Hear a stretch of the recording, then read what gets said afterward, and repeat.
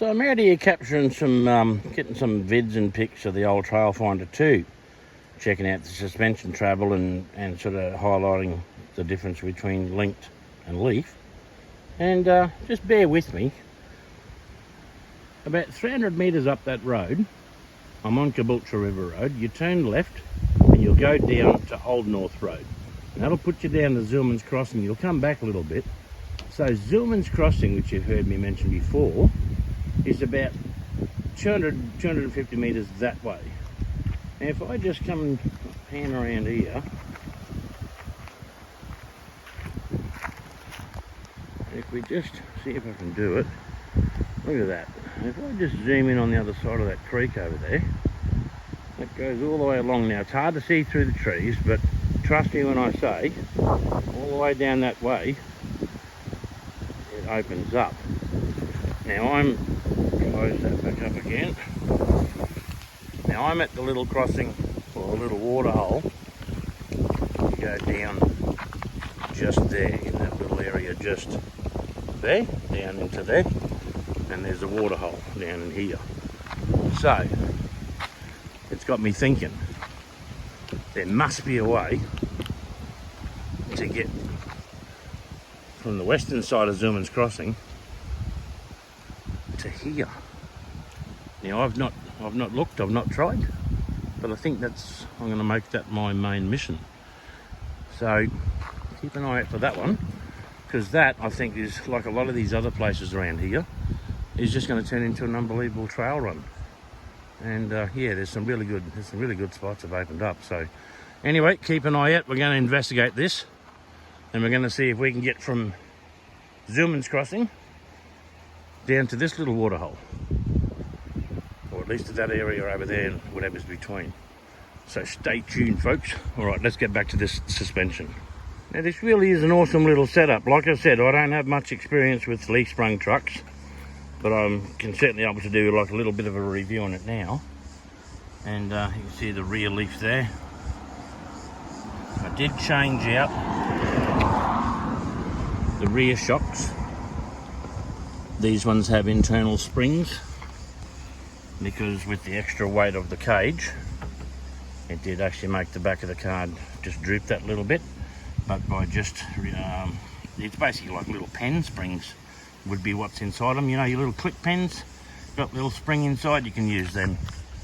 So, but that's the shockies, good quality shockies that are on it. So I'll put a spring into the two that are at the back and put them back on, and put these back where they came from, which is off my nerd. But yeah, so you got your motor, you got your gearbox, 2-speed gearbox there, servo operated 2-speed. That comes through here into your transfer case, and then of course that naturally goes off down here, off to your diffs. One tail shaft there and another tail shaft there. Yeah, so basically the same as most RCs, you know, they've got the transmissions and things, but this is the Leaf Sprung TF2 Midnight Edition. Yeah, anyway, suspension travel's quite good.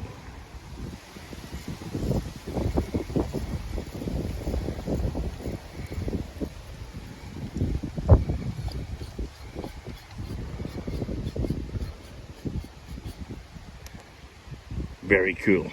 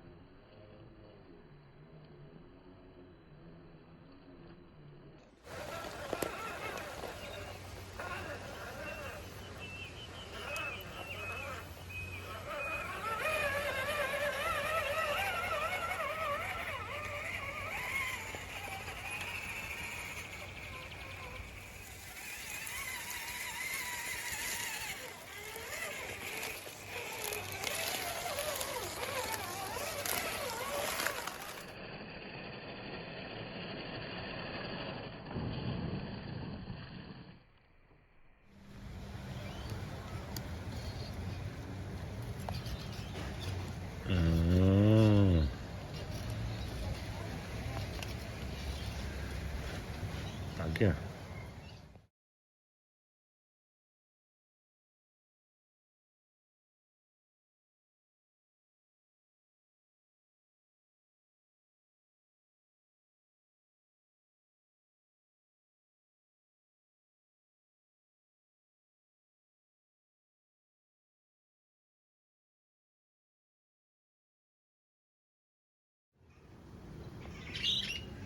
Bit of a suspension mod on the TF2. Broke a spring. I did add that big rack onto the back of it, which added a fair bit of weight.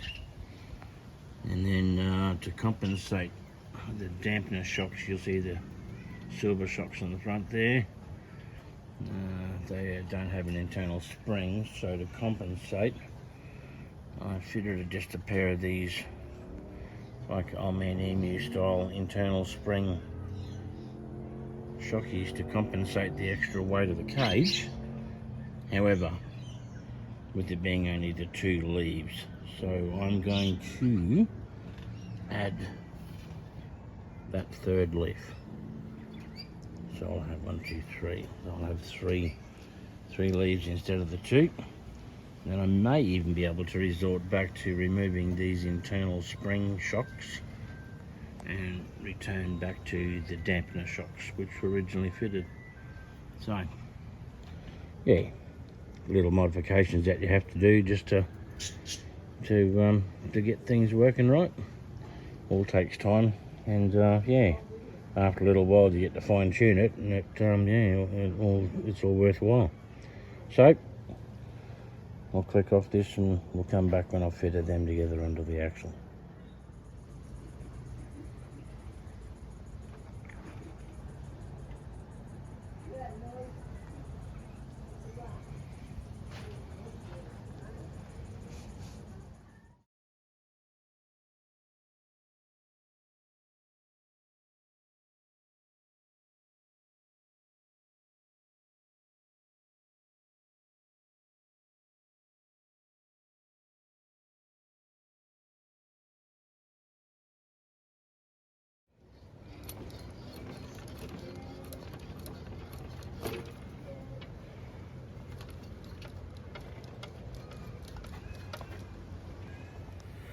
Alrighty, yeah. Well, I got that little job done, changed it over. I won't know until I take it out and give it a try.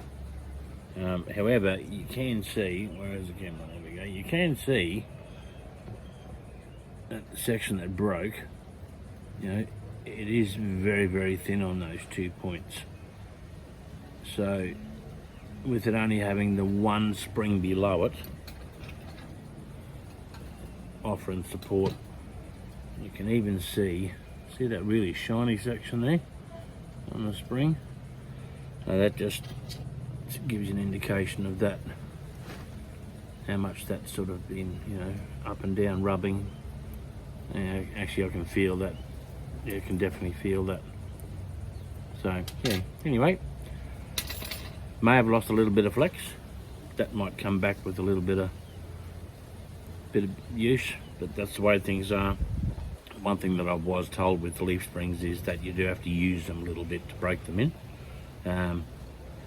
So this being a brand new set that's gone on the back, I don't know how old these ones were, but with that being a brand new set on the back, it may take a little bit just to break in, but we'll monitor that and we'll keep an eye on it. So anyway, that's a bit of a rundown on the leaf sprung setup versus the coilovers. It was ironic. If you can ever say it was good to break something, well, yeah, it was good to break something because it gave me the opportunity to get that little bit of film footage for you. So yeah, if you're like me, up to the point where I was just a little while ago and you don't know much about the leaf spring setup, well, we're getting there with it, and we'll learn a little bit more, I think, along the way.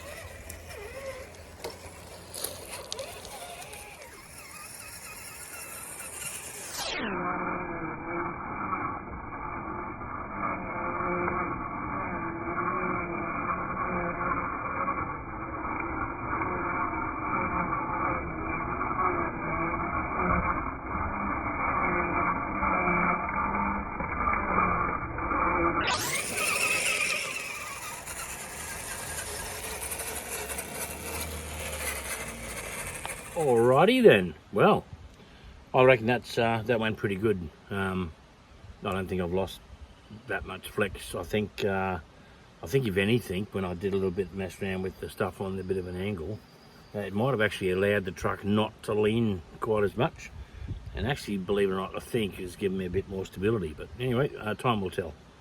But yeah, I had some other film footage which I was going to use originally when I was just sort of talking about the suspension, but I'll probably just pick a few bits out of that when I put this together, and then just add this little bit that I've just got here now just to finish off. But anyway, it gives you a bit of an idea about the rundown of the leaf springs. And yeah, but anyway, looks like it's worked out as well. Other thing too I have to try and keep an eye on is, when you remember I saw that little silver line where the top spring come down and the bottom spring was pushing. So what I've done with this one, I didn't mention before, but if you have a look, if you remember back, you'll see when the truck's sitting there, there's actually a purpose, the way that they're tweaked. There's already an intentional gap to give it that little bit, so it's not instantaneously rubbing in that one spot. Then obviously, you know, it'll come down when it gets used, but it might just maybe eliminate that wearing through and creating a weak spot, which I'm assuming that's what would happen in the end. It's another time will tell. We'll see how we go anyway as we use the leaf sprung truck. So yeah, anyway, there you go. It was a bloody good little bit of a play. Managed to get away with doing a little bit of a test and check it out and get my exercise without getting rained on. Geez, there's lots of cars, just cars everywhere. It's amazing what's out here now. Apart from cars, I'll tell you something else that's out here. You'll be surprised. I found a chair. I don't know if that's come up on the screen properly, but check that shit out. Can you just pick up a chair in the middle of nowhere where, you know, someone like myself loves to sit down every now and then? There you go. Meant to be. All right, well, there you go. I might have a bit more of a drive with this until the battery goes flat. It's only the little 3S shorty pack in it, so. But yeah, I'll have a bit more of a play. And I had to put that slow-mo tail shaft thing. No, fuck it, I'm going to add that into another one, so I'll just end this now.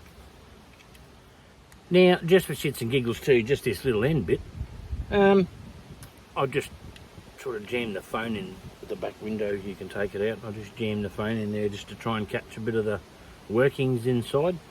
Had to put it on slow motion because, man, it was loud. Like if I just ran it like normal and you were watching it on 16 on your telly, it would be like you just turned it up to like 90. Because shit, I couldn't even listen to it. But when I put it on slow-mo, yeah, it's not so screaming its tits off. So, yeah, but anyway, it just gives you a bit of an idea of the working. You can sort of see the linkage for the high-low range is in the way, but you can sort of see the reduction gearbox sort of working there. And another thing to look out for too is just at the end bit when I turn, you'll see how close the tyre comes into the actual leaf spring. That's another little thing that I realised. You'd have to be a bit choosy with your wheel placement and the way that it was, your width was incorporated with that. Because if you went too far in with when you bolted your wheel on, by turning, you're actually probably going to come in and interfere with that leaf spring. So with the scale look that I've got going here now, well then that's good. It worked out. There was enough gap. However, on the other one, I was planning on putting huge fats on. Well, I might have to put a few extensions on the ends of the axles for those bigger tyres, because I honestly don't know where the offset is on those wheels. But anyway, check this out. It's not too bad. It's yeah, pretty cool. But I'll try and get better shots of this as it goes on. All right, love you guys. Talk to you next time.